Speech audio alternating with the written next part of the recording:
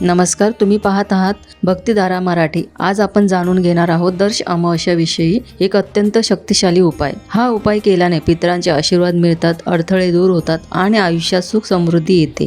पण 90% लोक हा उपाय चुकीच्या वेळेत करतात।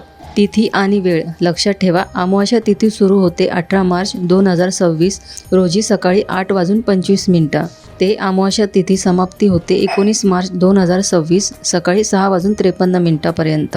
जर तुम्ही पिंपळाच्या झाडाला फक्त पाणी घालून परत येत असाल तर तुम्ही एक मोठी चूक करत आहात, कारण योग्य पद्धत आणि योग्य वेळ हे दोन्ही मिळाले तरच उपाय प्रभावी ठरतो। शास्त्रानुसार पिंपळाचे झाड अत्यंत पवित्र आहे। मुळामध्ये ब्रह्मदेव, खोडामध्ये भगवान शिव आणि पानामध्ये भगवान विष्णू यांचा वास असतो। म्हणजेच पिंपळ हे 3 देवतांचे एकत्र स्वरूप आहे। असे मानले जाते की जो भक्त श्रद्धेने पिंपळाची पूजा करतो त्याच्या आयुष्यातील पितृदोष कमी होतो, नकारात्मक ऊर्जा दूर होते आणि सुख समृद्धी वाढते। आता सर्वात महत्त्वाचा भाग, अमावस्येच्या दिवशी पिंपळाला काय अर्पण करायचं। 18 मार्च रोजी सकाळी 8:25 नंतर किंवा 19 मार्च सूर्योदयाआधी पिंपळाच्या झाडाजवळ जाऊन हा उपाय नक्की करा। पिंपळाच्या झाडाला शुद्ध पाणी अर्पण करा, काळे तीळ अर्पण करा, थोडं दूध अर्पण करा, झाडासमोर तुपाचा किंवा तेलाचा दिवा लावा, 7 वेळा प्रदक्षिणा करा आणि एक मंत्र जपा, ओम नमः शिवाय किंवा ओम नमो भगवते वासुदेवाय।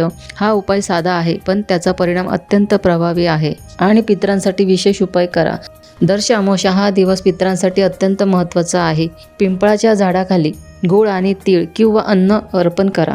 पिंपळाच्या झाडाखाली गूळ आणि तीळ किंवा अन्न अर्पण करा। तसेच कावळा, गाय आणि कुत्र्याला अन्न द्या। असे केल्याने आपले पितर प्रसन्न होतात आणि त्यांच्या आशीर्वादामुळेच अडथळे दूर होतात। पण लक्षात ठेवा, काही लोक मोठ्या चुकाही करतात। पिंपळाच्या झाडाजवळ कचरा टाकू नका, झाडं तोडू नका किंवा नुकसान करू नका। पूजा करताना वादविवाद करू नका, नकारात्मक विचार ठेवू नका। श्रद्धा आणि मन हे सर्वात महत्त्वाचे आहे। धार्मिक मान्यतेनुसार हा उपाय केल्याने फायदेही होतात। पितृदोष कमी होतो, नकारात्मक ऊर्जा दूर होते, धन आणि सुख समृद्धी वाढते, आयुष्यातील अडथळे कमी होतात। म्हणूनच ही दर्श अमावस्या चुकू नका। हा छोटासा उपाय करून पहा, कदाचित तुमच्या आयुष्यात मोठा बदल घडू शकतो। या दिवशी मांस, मद्य आणि वादविवाद टाळा, कोणालाही दुखवू नका, नाहीतर पुण्य कमी होते। जर तुम्ही हे उपाय श्रद्धेने केले तर तुमच्या आयुष्यातील अडचणी हळूहळू दूर होऊ लागतील आणि पितरांचे आशीर्वाद मिळतील। अशाच धार्मिक आणि शक्तिशाली माहितीसाठी भक्तिधारा मराठीला फॉलो करा।